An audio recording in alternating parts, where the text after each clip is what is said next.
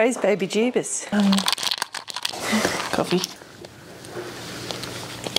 A lot of thigh happening. Are you happy with that? Both wear black when I specifically told everyone not to wear black on filming days. You wore dark brown. It's not black. You have to do the intro because I butchered it in the last episode. Butchered. Butchered. You Tertia butchered it. Okay, hi everyone. Welcome back to another very authentic episode of the Grazier Stories. My name's Krista. I'm the manager of the newspaper here in Hay, and I'm here I'm the manager of this establishment. and I have no authority, as you can tell. And I'm here with Cheyenne, who is graphic design, advertising, and all things digital, thank heavens. Kimberly gives me nicer wrap-ups than that. Does she? Sorry, I'll have to listen back. Do better. Today we're talking about our partnership with the local community radio. So Cheyenne and I went to the studios of 2 Hay FM that are housed in Hay's historic former railway station. So it's a pretty cool spot for a... It is actually a really cool building. Yeah. It's a good use of that building too. It is. And it's a nice spot to go up and chat with the radio. But they've recently changed managers, and Matt at the radio station has done some training. So I think we were there for how long? 6 weeks? 6 weeks. Kimberly actually just said that we should put his face on a stick so that we can have him here with us. We could have put my face on a stick. He'd be... Blow up one of his posters and have him as our background. He'd be wrapped with that. You can just... I'll insert Matt here. Insert Matt. Yeah, so it was actually... I don't know what I expected, but it was quite interesting. It was very informative. Matt spoke to us about the importance of community radio to start with. He went through all of the bits and bobs of the legalities, I suppose you can call it. I didn't realise how much red tape they do have to deal with. And there's a lot of differences between like a commercial radio station, like one of the, whatever they are, I don't know, we live in Hay, we don't get many. Nova. Difference between Nova and, say, 2 Hay FM, which is community radio. So they don't have advertisers, but they do have sponsors of the radio station. Yeah. They have lots of restrictions around how much Australian music. Yeah, which is good. and within the hour they have to play... God, we really should have... We should have looked back over our notes for this, but they have to play... It's like 30 or 40% Australian music. They have to do timestamps within the hour... News readings. Yeah. I thought they just did all that to fill in time.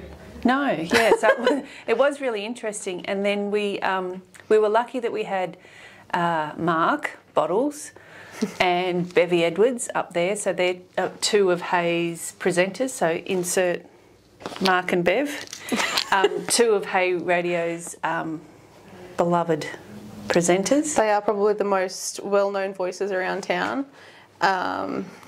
I don't know if you can go past Gary McRae. Oh, that is the best. He's got the best voice. The local butcher. He should be a presenter with all of his spare time that he has. Yeah, so the local butcher, Gary McRae at Macca's Meats, does great voiceovers for his specials. And I tell you what... Macca saying $9.99. $9.99 a kilo. It's a $9.99 a kilo. Everyone hangs out for that, and you go and get your snags on those weeks. Yep. Anyway, so back to the training. We spent 6 weeks. It was an hour and a half. half In the afternoons on a Monday. So it wasn't a huge amount of time. It wasn't a big commitment, but my God, they filled in those afternoons with so much information that you would need. And then, of course, we got to do the practical side of it, which meant playing with all of the studio equipment. Insert videos of Bottles speaking here.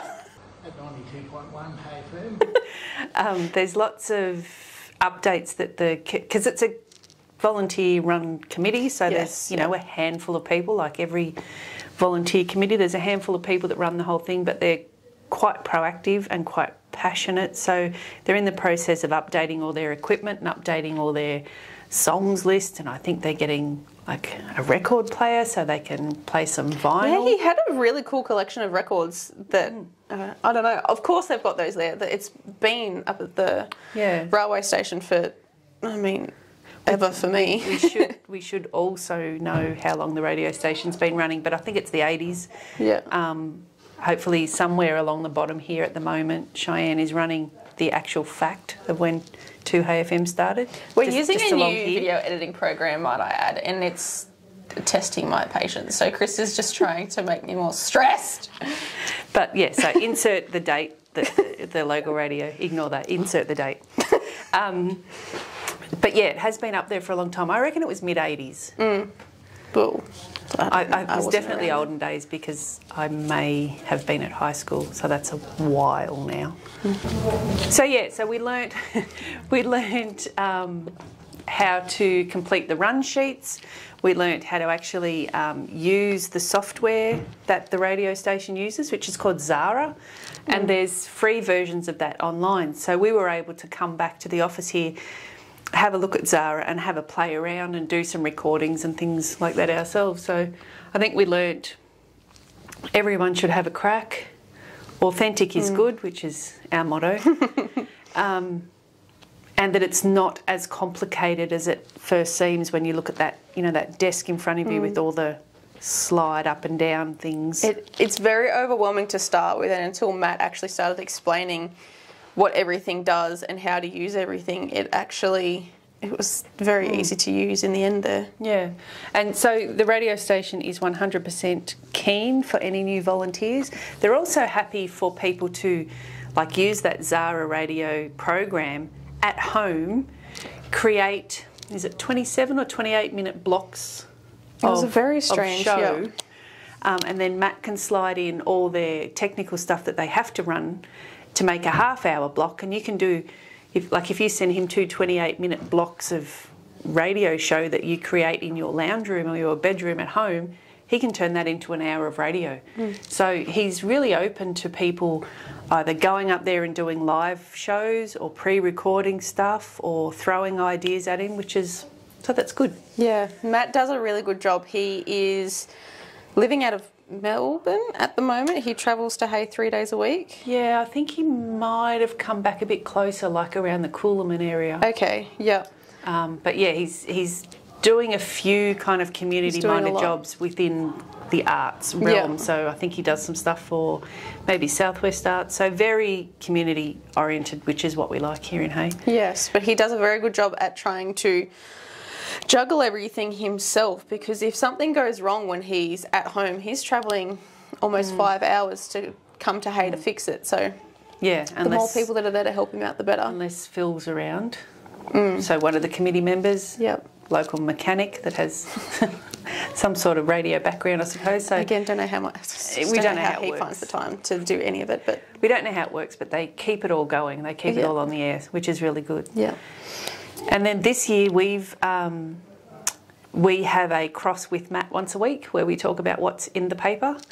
So that's good. That's new. We have a bit of a chat with him, and we all take it turns in the office as to whose turn it is to speak to Matt and give the, what's in today's paper chat. So I think you're up this week. That's me.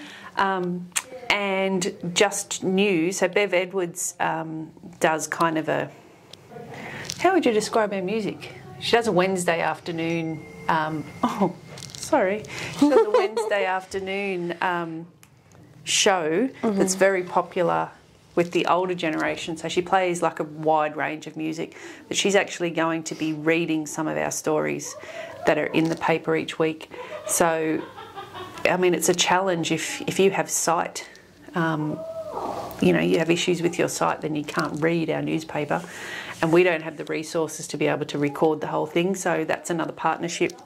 Matt came to us with that concept. So Matt is doing a really good job and definitely trying to get us involved as much as possible. I think that's a really good idea. Yeah, I like that idea. So by the time this episode airs, Bev will be doing live reads of our stories. So that'll be good for everyone that listens, at the retirement hostels and the hospital and in their kitchens on Wednesday afternoons. So you can tune into 2HFM online. I think there's iHeartRadio and, I don't know, some other app. I can't remember. You can tell which one we use.